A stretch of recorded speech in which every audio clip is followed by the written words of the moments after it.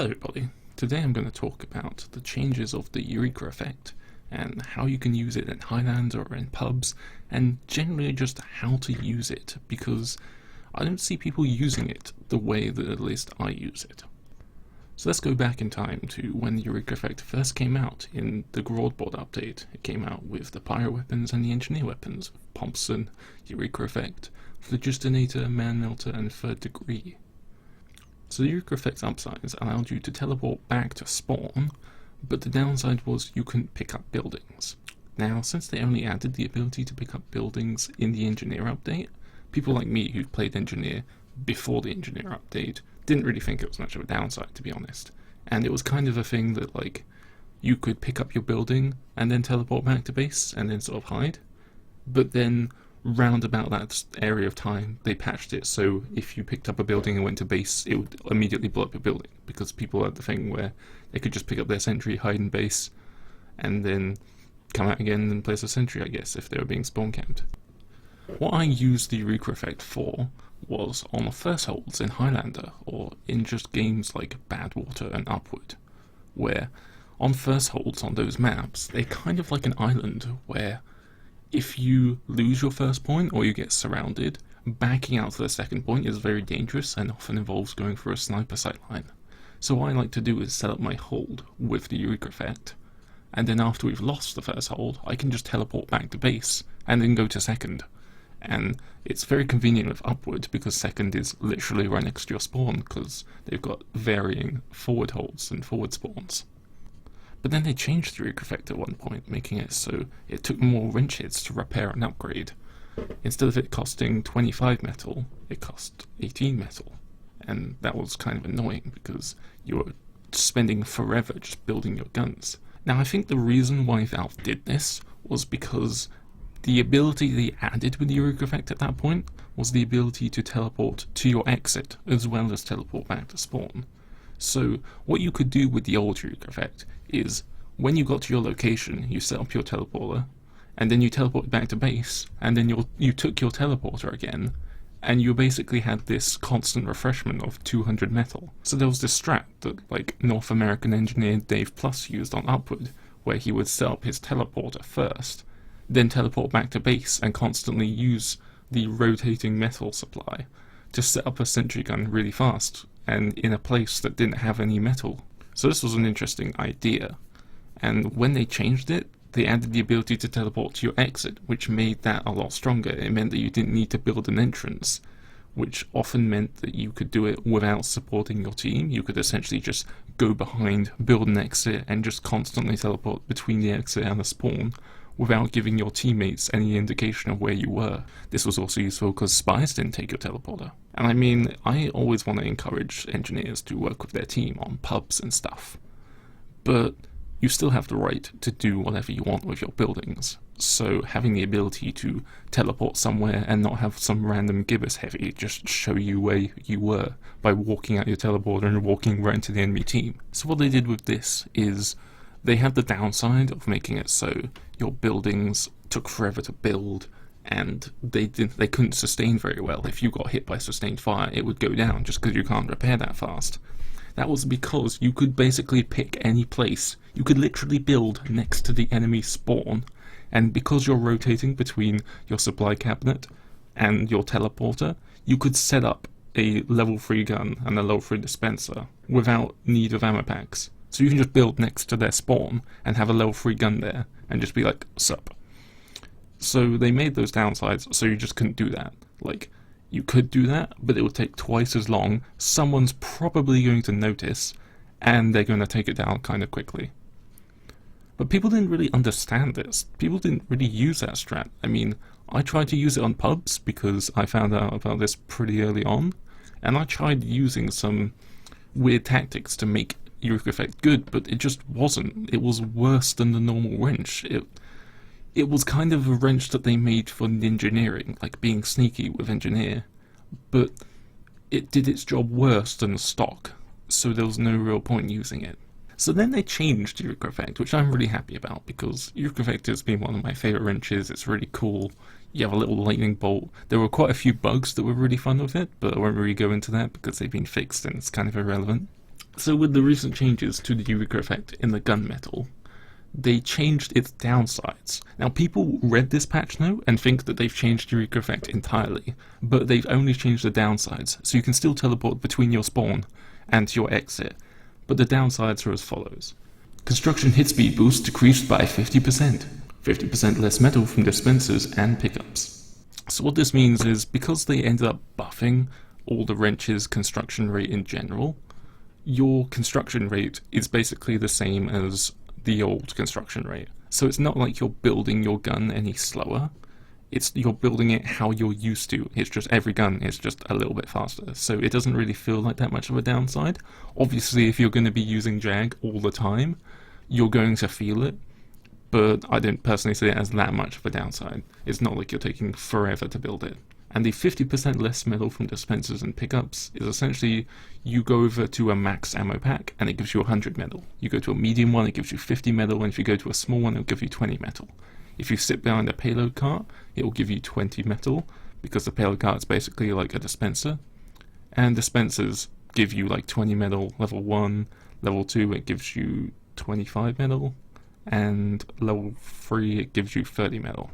So the thing about the dispenser thing is, it's not actually eating the metal that you would have had, you're just being given it slower, which is nice. So if you have like 100 metal in your dispenser, you're not just getting 50 metal from that because of the Eureka effect, you're just being given that 100 metal in small, lower increments. So if you're like constantly repairing your gun under fire, you're going to get metal a lot slower and you're probably going to run out very quickly. So it makes that whole long hold with the Eureka effect a lot more difficult, but it isn't as severe as completely gimping your ability to do what an engineer can actually do. So these downsides are pretty decent. It doesn't completely destroy the wrench, but at the same time it's enough that people are like, I'm still going to use the Jag. Which I'm okay with, because it means people won't really expect these cool strategies. So one of the cool strategies that you can do in pubs, you can do in Highlander if you wish, and I recommend you trying out because it's pretty fun, is essentially the zero metal setup. Basically, you can go on any random pub, you can go on Harvest as a gibbous engineer. No one will expect anything except probably the lightning clouds coming from the sky constantly. You can just find a random spot, and I pick the health pack because that is the most aid spot on the map. Put an exit down, teleport back to base, teleport back to your exit, set up your gun, blah blah blah, keep doing this, and you've got level 3 sentries sitting on that health pack that no one saw coming because they didn't see you walking out of there. They just heard quite a few lightning bolts, but no one uses their ears. Though this strat is actually quite a silly strat, hence with a lot of engineer tactics, you're probably going to put that gun there, someone's going to pay attention and kill you, or a bunch of people are just going to walk in there low health, like, oh, I've got low health, I want this health pack, and there's a sentry, and I'm dead. So you're probably going to get like a few kills, and then they're going to wise up and kill you, in which you can just have your gun there, you can sit there, as soon as you get your first kill, do a little laugh taunt, and then teleport back to base, like, see you guys. Now one of my favourite things to do as engineer on pubs is, because I'm not too much of an engineer pub main, I don't even think I'm too much of a main, I just play every class. But whenever I do play engineer in pubs, it's kind of just a potato next to a sentry. Like, one thing to look out for though is, while you're constantly rotating, expect spies to go after you, because as soon as you teleport back to base, your teleport is going to get sapped, and while it's sapped, you can't actually teleport to it. So here's a few examples of me trying to use the Eureka effect in Highlander setting. So here's my rollout on Lakeside. Lakeside's quite a weird map for engineer because there's very little metal. There's like a medium ammo pack in the tomb that I roll out through pool.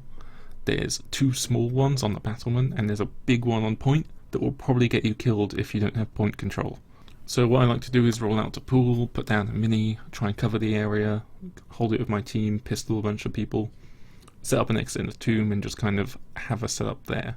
It's also nice to have your dispenser between the pillars. It's really good if your combo is holding the pool, and your medic can hide in that dispenser and pretty much like not take any damage if it's being shot at. But yeah, since you're kind of playing passive a lot of the time, unless you're one of those people who just run up to people and face roll with the shotgun, you're kind of just going to be playing back on the point, having your dispenser, your teleporter, and your mini kind of protecting pool or protecting point. So I was thinking, why not use Eureka effect and set up a level 3? So I thought I'm going to set up a level 3 in the pool room. Since it's an enclosed area, it seems good for a sentry. So since there's no metal, I'll put my exit. I could have probably put my exit in the pool room, and just because then my team can protect it, the spy can't focus it out when it's separated from my team. But if we did lose pool, the teleporter would immediately become a danger to our team. So I'd rather have it in a relatively safe spot. So I'm constantly rotating between this. I've set up my gun, I've got a gun in the pool room. I also want to level up my dispenser and kind of just camp here. So I like doing these kinds of strats. Sometimes they work and they're actually useful, but a lot of the time they don't. But that's good, because you need to find out what stuff does work. Otherwise, you're just going to be doing the same strat all the time, and people are just going to find out how to beat it, and you're just going to be stuck. So you might as well just try all these strats anyway. Here's another setup idea on Upward. Now, while I was editing this video, Uncle Dane actually released a video talking about the Jag effect, where you would go Eureka effect, teleport back to base, and then use your Jag to set up your guns, and then bring them out. I didn't actually think of this strat. It's kind of cool. Mechanically, it involves a lot of button pressing to reset your metal and switch loadout constantly, which I don't really have the mechanical abilities to do that too well. So here's a simpler way of doing it. Basically, I go Eureka effect, I set up my exit, I TP back to base, I'm setting up all my guns. It's not going to be like a level 3 gun and a level 3 teleporter, because on first points a lot of the time you don't necessarily need a fully upgraded teleporter. Like level 2 is probably the best, because in terms of teleporters there's 10 second, 5 second and 3 second cooldown. The 5 second as contrast from the 10 second is huge, while the 3 second from 5 second isn't that huge. So level 2, if you're stuck for time, is probably the best way you can go with teleporter. So you don't necessarily need to go level 3 is what I'm saying. And on first holds, you don't necessarily, after you lose people, want to immediately go back to first, because a lot of time, especially in high level, first holds are kind of just you faking out the other person, doing a little bit of shooting, dodging, make sure you go back a little bit, because as soon as you start losing people on defense on first is the point where you kind of lose first. Because as soon as you lose 2 or 3 people, they're going to start pushing, and they're going to do the Uber exchange, in which your gun's going to probably go down immediately. And unless you somehow survive and you can set up your gun, you just want to go back to second, because second is a stronger hold. You oftentimes don't want to commit enough people to hold that first point, because if you die, or your heavy dies, or your medic dies on first point, then they're probably going to get a really strong forward aggressive hold on second and lose second. And second can give you so much more time than first point. So oftentimes, as soon as you lose people on first, you just want to save as much time as possible and get back to second. So my adjustment to the strat is, instead of running Jag on defense or Southern Hospitality, which is generally one of my preferences, I'm going to stay with Eureka effect. Now the reason of this is because its downsides don't affect it too much. You're not going to be reconstructing, you're not going to be scavenging for metal, you're probably going to be near your dispenser or just in a safe area. You want to have line of sight with your gun, with your rescue ranger, because you want to constantly try and repair it or wrangle as soon as possible. There's so many times where a direct hit soldier will just come out immediately, rocket jump out of spawn super fast and just hit 2 rockets on your sentry, and it's just down immediately.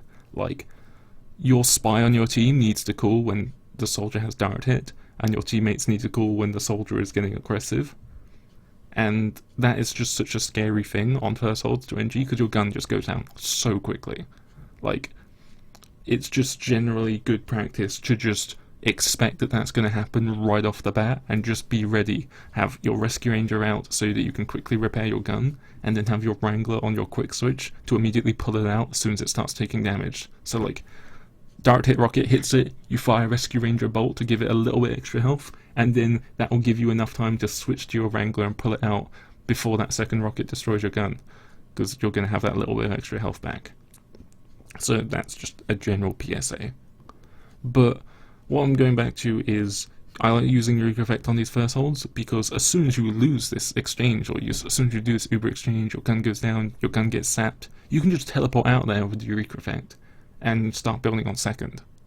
Like, you can just get immediately out of there and set up so that you can give your team so much more time to just kind of fake it out a little bit, decide when to back out, and they'll have a safe hold to back out to. It also stops people like immediately after killing your combo just running straight for second and then killing the engineer while they're setting up. I know that whenever I'm playing engineer on attack and we kill their combo and the engineer still hasn't backed out, I just run straight after him. Just like, if he's picking up a gun, he's probably got rescue ranger, he's going to take mini crits, just pistol the crap out of him and he's dead, and you just win that second hold. One thing you learn from playing engineer is how to kill engineers. But yeah, hopefully this has been helpful to you. I've made quite a few other NG guides that are quite useful to you. I don't really focus too much on pub engineer, I'm more focused on Highlander engineer. Engineer is one of those classes where you need a lot of prior knowledge. People can say that engineer is quite a potato class, it's kind of simple, but really you need to know a lot of basic stuff, because if you just go into like a Highlander situation not knowing too much about engineer, you need to know where the sentry is, where the Spencer is, where the teleport is, where to back out, what to look out for. Because if you get any of those wrong, your gun's just going to go down, your team's going to wonder what the hell just happened, because they don't realise that the engineer is the one that's holding that point. So, like, good job to Uncle Dane making that video, that was really useful. Hopefully my video's been useful as well, and I'll see you next time.